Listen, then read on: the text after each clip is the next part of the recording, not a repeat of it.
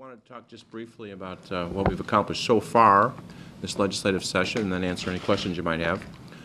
First of all, we're very proud of the fact that we've passed a balanced budget, a balanced operating budget to the governor, and included in that budget is a full funding of our pension system. So we did not borrow money to pay our pension systems as we have for the last 2 years. It's not complete because the other part of our budget is our capital budget.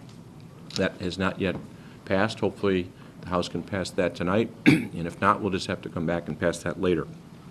The appropriation process itself was much more transparent than in recent memory. So we did a line item budget, and we voted on individual votes on individual agencies, both in the House and the Senate, and that was a very important process. We also passed a bill which kind of restores the balance of powers relating to advice and consent of the Senate. So Senate Bill 1, or a version of it, is going to pass, and that'll help us make sure that the governor, even on people who hold over, have to come back and be confirmed by the Senate. The work that Kimberly Lightford did this year on the education reform bill was spectacular. It's a national model, and we should congratulate her on the work that she did. And she did it by sitting down with unions and working on an agreement rather than trying to stiff-arm them and pass bills saying you can't even talk to them.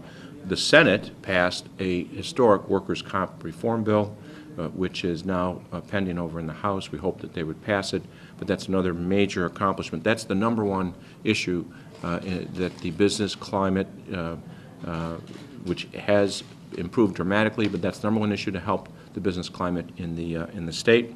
We just recently, a few minutes ago, passed a bill modernizing our energy utilities, which will provide for a method by which a whole bunch of infrastructure will be able to be paid for through that legislation. And we just also passed a gaming bill that will bring additional revenue to pay down our bills. It'll bring additional revenue in also for the state coffers, but it also, I think, it's pretty clear from the debate, it will keep people from going to other states to gamble, and it will bring and attract people from other states into our state to do what people want to do.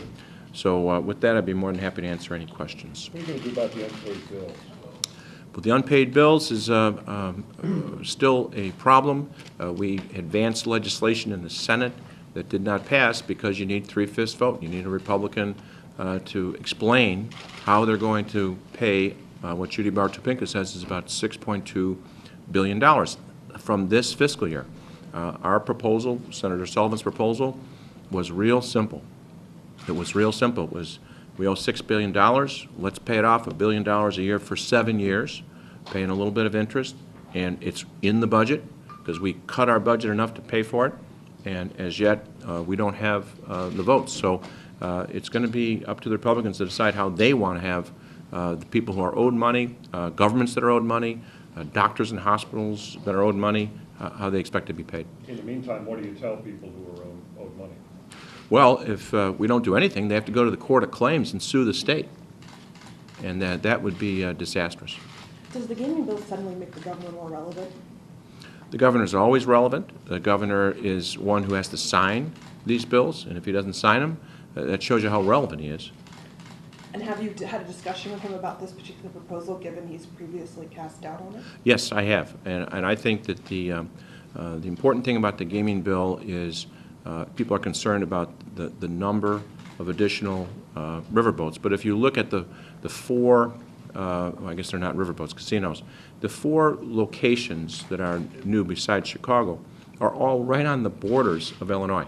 If, for example, Linwood, Illinois was chosen, that's literally on the Indiana border. Danville's on the Indiana border.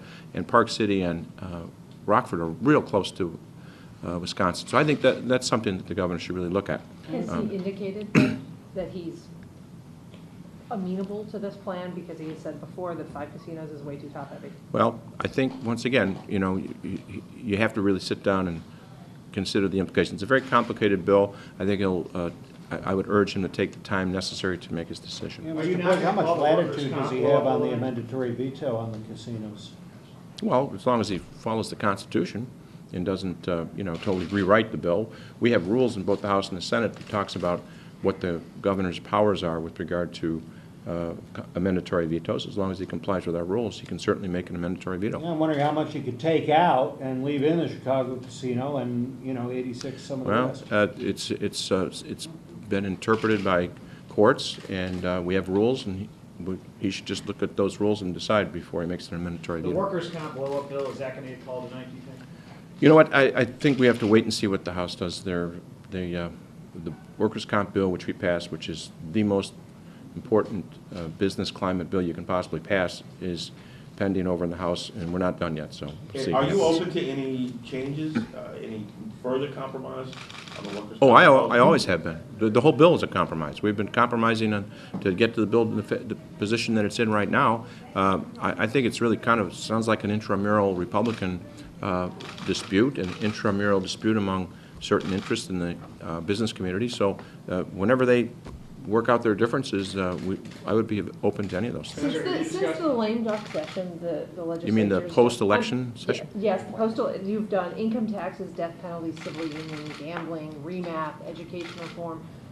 What's changed that so many significant things were able to get done? Well, in sort obviously, of five-month period? you must be referring to the new president of the Senate.